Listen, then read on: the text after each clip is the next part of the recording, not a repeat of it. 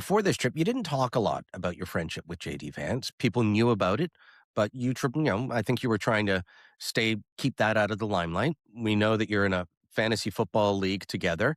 Came close to winning, but didn't. That probably still hurts. But Yeah. tell people about your connection with Vice President Vance. How did you meet, and are you still close? Yeah. So we met 15 years ago at our law school orientation, and we became good friends very quickly because, in an environment like the law school we attended at Yale University, frankly, most people come from money. They come from well educated families. Many of them are not even the first person from their family to go to an Ivy League school. But for JD and I, two guys raised by single moms, we had a very different cultural experience. So we stood out, in that environment. And I think we bonded over the fact that we were coming from a different place. A lot of things were new to us. A lot of it was uncomfortable, frankly. I had never seen wine that cost more than $9 or cheese that didn't come in a plastic wrapper before. So, it was just a different cultural experience. And so, we became friends and, we went through a lot of formative experiences together, law school interviews and, summer internships. And, I was there when he met his now wife. I did the Bible reading at his wedding. It's a real friendship out of mutual respect for what both of us have overcome in our lives and the adversity that we've encountered. I can tell you that it is a weird thing when the guy that you drink beers with and play fantasy football with becomes the vice president of the United I would States, right? imagine. And so it has been an adjustment for us because a friendship that really is just about family and football and those kind of things, all of a sudden had politics injected into it in what felt like overnight. And I don't talk about this very much, not because I want to, pretend I'm not his friend. I mean, you can find pictures of us together on the internet pretty easily. It's mostly just I don't, didn't want to make our friendship about politics. He's part of a government that's doing their thing.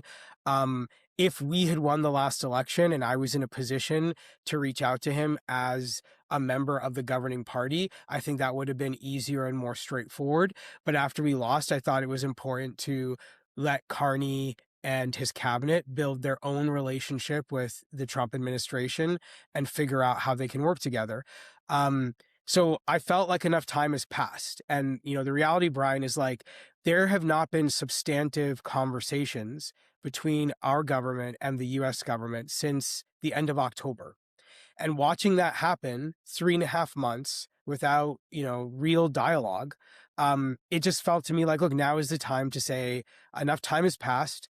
Let's now reach out to JD and have that political conversation. And that's what going down there was about. It was about saying, look, like, I've not come to you about these issues before.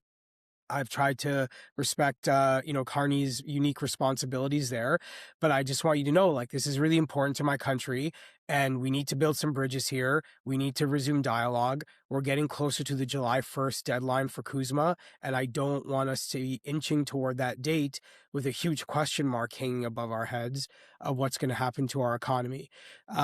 So that's why I, kind of reached out to him and about politics, really for the first time, since I became a politician and he became a politician.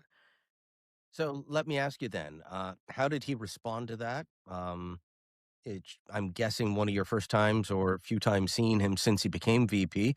Has that changed him? And what was the conversation like? Yeah, I mean, I'll be respectful of not, disclosing too many things, but I mean, Understandable, but he greeted me like his friend, and we've been friends and we will continue to be friends.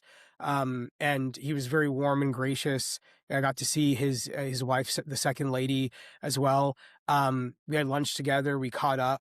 And it was great to see him. Like I'm really happy to see someone who I consider to be a good man and a good friend in a position like that. And I'm just, really happy for him and his family and their success.